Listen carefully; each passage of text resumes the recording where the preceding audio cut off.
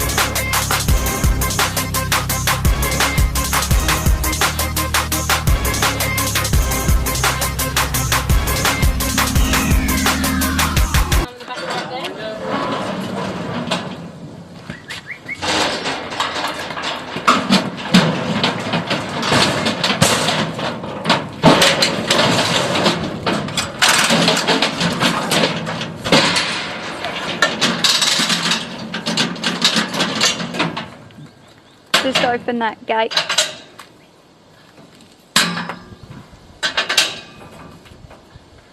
free job property and gates. Just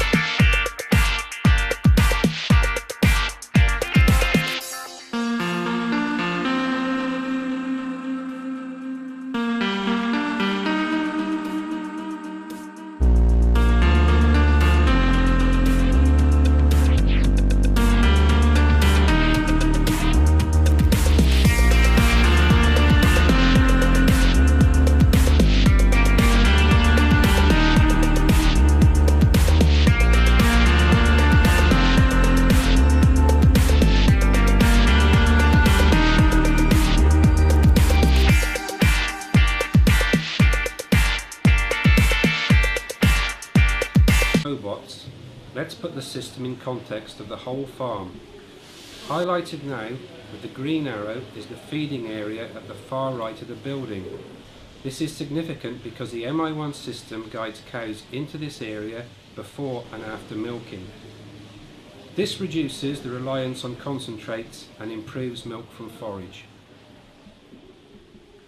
At the heart of the cow management system is guided entry, which is highlighted here. Under this system, cows that have recently milked and aren't due to be milked again for a while are sent through the race and into the feeding area, while those due to be milked are allowed into the robot area.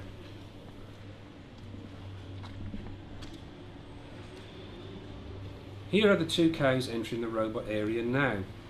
They will wait their turn to be milked, and with some cows only choosing to be milked by one particular robot.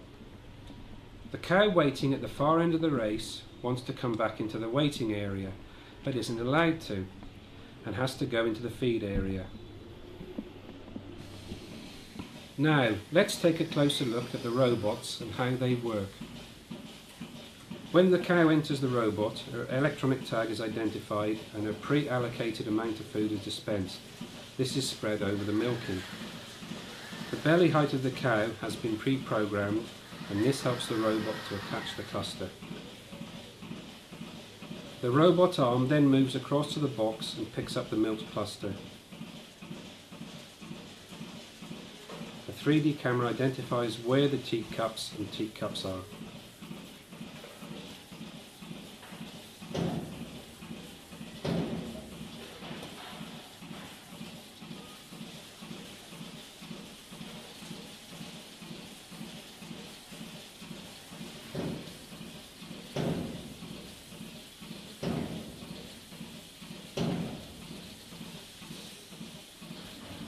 Once attached, it washes, dries and pre-milks.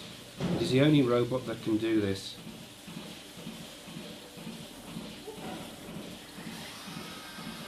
When milk flow has been detected from all four teats, the robot arm will disconnect from the cluster and move to another box.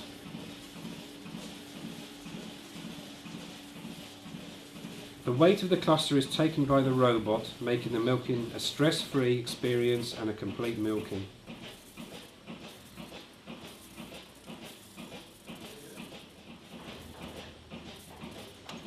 At the end of the milking, the cluster is removed and the post-wash routine begins while the cow is released from the box and a new one enters.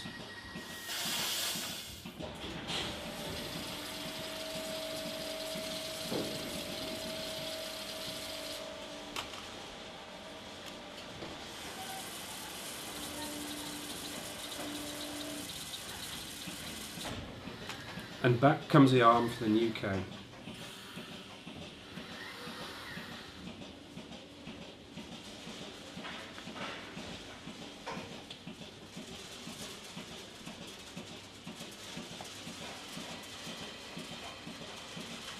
In the event that the robot cannot attach, it will have 2 additional attempts, and if it is still not successful, the cow is released from the box, so not to cause undue stress.